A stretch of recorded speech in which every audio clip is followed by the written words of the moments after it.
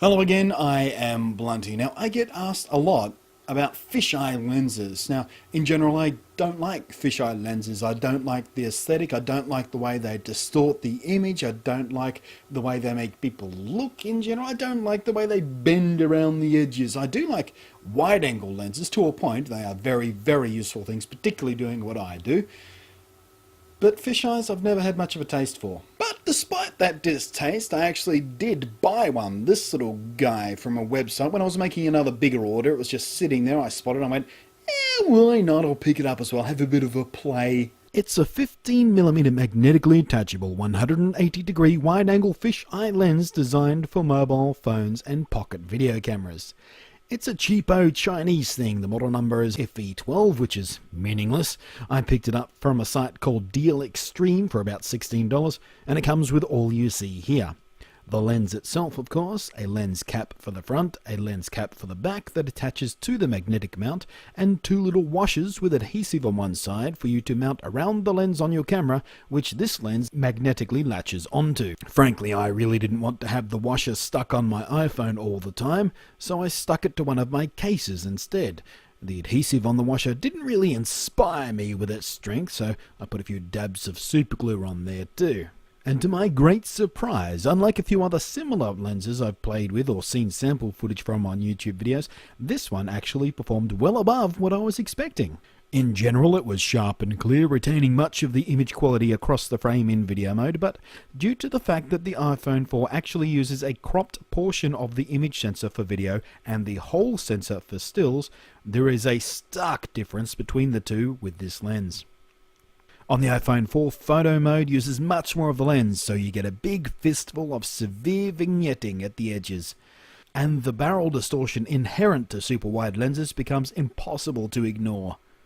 However, once you get used to how and where this little lens bends reality around itself, you can start planning for it in shots and use the distortion to your advantage to enhance the drama and visual interest in what may have otherwise been a rather boring shot. It's at this point I have to admit, despite my decade-long distaste for fisheye lenses and their nasty-looking distortion in general, I did find myself having fun with this little guy. It's not for every shot, obviously. In fact, sometimes it'll just make stuff look bloody awful. But when you get it right, there are interesting images to be captured. I was pleasantly surprised by how it performed when taking close-up macro shots. In some cases, I could focus on subjects that were literally touching the edge of the lens. Something else to keep in mind too is that wide-angle lenses are useful for more than just getting more stuff in the frame easier. You can use them to deliberately exaggerate the sense of scale and perspective too. The lens is very, very wide. The box claims 180 degrees. In practice, it's a bit less than that, but it's close enough. Here's an example of just how insanely wide it is. Same position, same angle.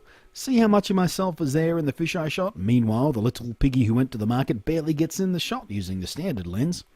But as quirky as it is in stills mode, it's actually pretty useful in video mode. Now, with fixed focal length lenses common on pocket cameras and mobile phones, the normal way to get more in your frame is to just step back. But that's not always safe or even physically possible. But a little snap-on wide-angle lens can allow an otherwise unfeasible composition to be captured.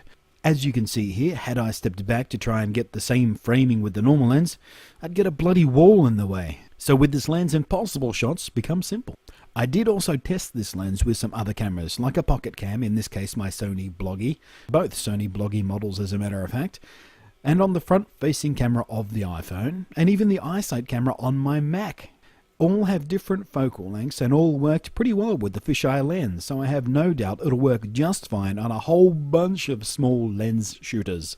Now, it has to be said, if I was going out on a deliberate shoot with my iPhone 4, that is, I decide I want to take some video with the iPhone 4, take some photos with the iPhone 4, I gather up all my stuff in a bag and head out the door with shooting on the mind, I would take this, the Ali Booba, which I have reviewed in the past before, because despite letting me use much nicer wide-angle lenses, or any lens I really want to screw on there, it has the ability to put on microphones and lights and mount it to a tripod and give me some stabilization, but all that's in the review. That is what I would take with me, but this thing is kind of heavy, it's fairly bulky, you can't put it in your bag without noticing it's there really, and it doesn't go with me everywhere. But this wee bastard is tiny, it's itty bitty, it's wee, and it weighs practically nothing, which means I can pop it in a little pocket of my bag that goes with me most days, and I'll never even notice it's there until I need it, and that is where the old photographer's adage comes in. The very best camera equipment in the world